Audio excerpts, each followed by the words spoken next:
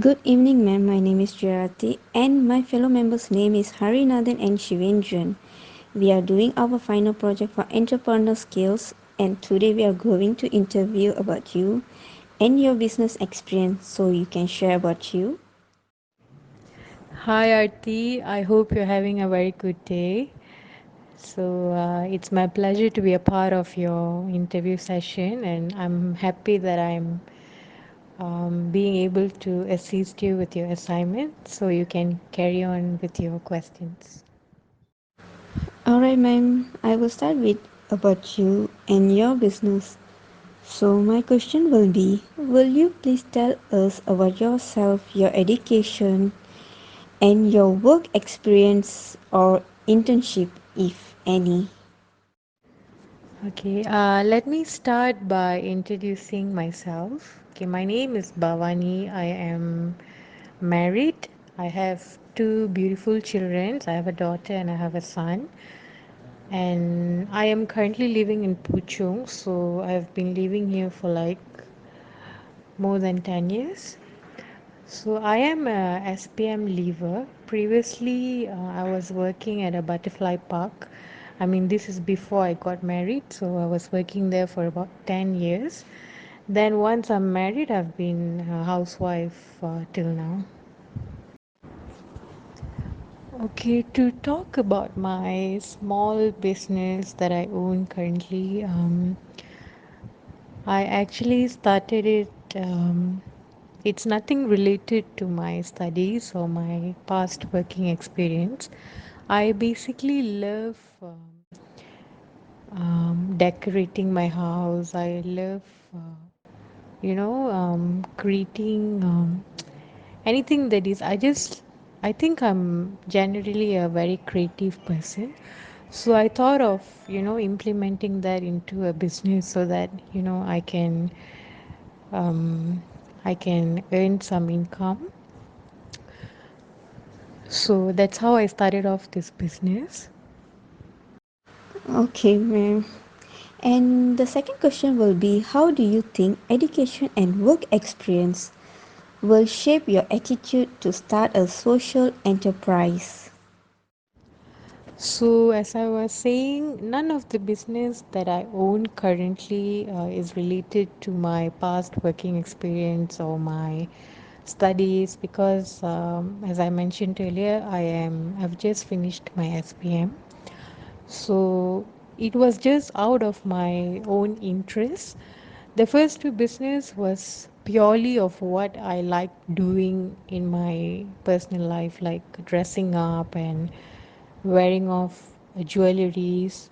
It's something that I have been interested since small, and also I think I'm more of a creative person. So because of that, I was I was also into creating gifts, creating bouquets for customers. I'm glad that so far all my customers, they are really interested with my job. They're so happy with the service that I render. So I always keep my customers happy. On top of that, I also wanted to explore further. So apart from this, SKS jewelry as well as SKS to you from me. Apart from these two businesses, I actually wanted to get involved in another business. This is actually like I thought of, why not we start off a business where we can deliver dry or wet groceries to the customers, because now everything is being done online. So I thought, why not we take this opportunity to even, put our hands on it so that we can also get some income from that. So I started SKS Enterprise, where we deliver wet and dry groceries to we was actually doing it mostly to restaurants, where we will deliver to them their grocery items. then it was like a contract. So they'll give us some contract, they'll give us a contract, and we will deliver to them wet or dry groceries on monthly basis or weekly basis depending on their requests. So we will deliver it to them in person, like we don't use any medium, any intermediate um, delivery services to render this service to the customers. We will personally, uh, go and collect the groceries from the from the companies. I mean, from the what wholesalers, and we will deliver it to the clients accordingly. It was a good attitude to start a social enterprise, ma'am. Shall I go to a third question? Any of your parents, relatives, or close friends also involved in these social entrepreneurial activities? If yes, can you please elaborate for us, ma'am?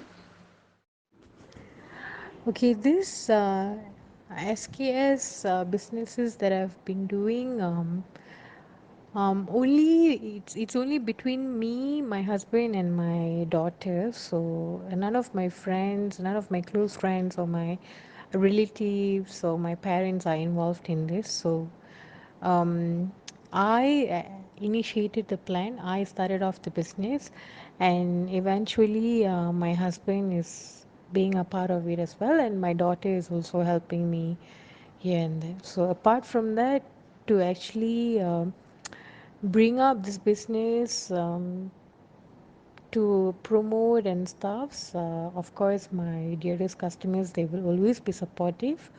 So they are also one of the pillar of strength for me to actually have, for me to be running this business successfully.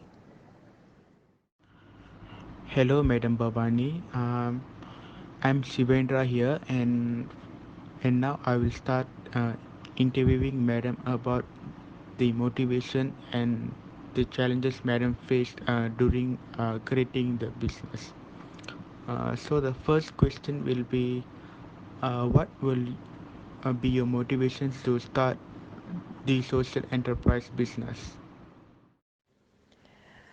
Okay, to talk about the motivation that I had to actually do this community service is, it's just out of humanity, because during this pandemic time, a lot of families and a lot of even individual people, they were all impacted with no income, no jobs. So they were really struggling, and I personally actually came through a lot of people. So that is why it actually, enlightened me to to perform this community service. So we decided to buy some grocery items and give it to the people who are struggling. All right, Madam. Thank you. That was a good answer. I mean, a good support is always needed for anyone. All right, so moving on with the second question. What other organization do you think will help you start and grow your social enterprise business?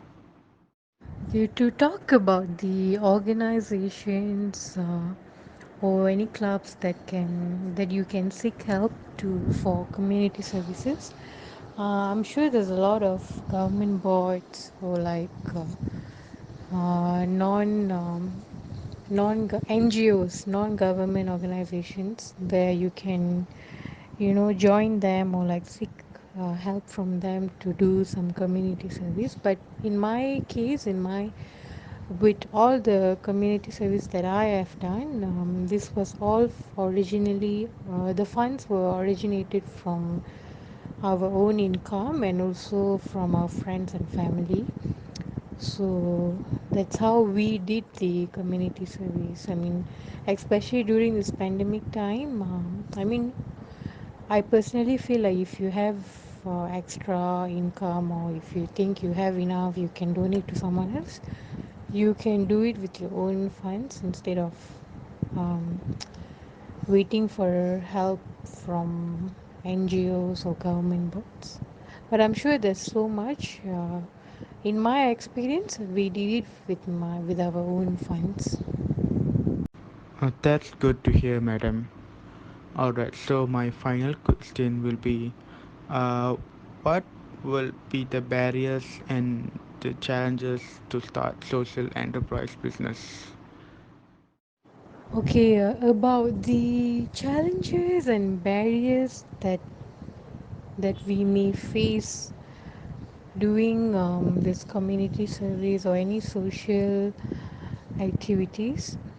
Um, okay, I actually did it during this pandemic time. So doing it during this pandemic time, it can be a bit risky because you'll be going out meeting so much of people to like lend help and all. So it is you have to make sure you follow the SOPs so that you don't get infected with COVID or anything, because you'll be meeting a lot of people, maybe some crowded places too. Apart from that, generally, I think it'll be difficult for you to like gather funds, like to ask donation from any people. So they might be thinking, oh, this person is scamming me. This person is cheating. You know, they're just asking money for their own usage because the current situation is like that, right? Nobody, it's hard to believe someone and to give money to them. So I think these are the challenges that we will usually face, especially when we want to like do some community service or to help others. Hi, madam. My name is HARIVANANTHAN. So, this is my final part. So, my question is, if we'll start a social enterprise business or activities, what societal problems will you tackle?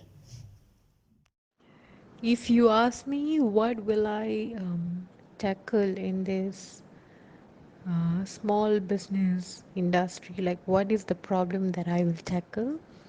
Like I was saying initially, one of the challenges that I faced was a huge competition.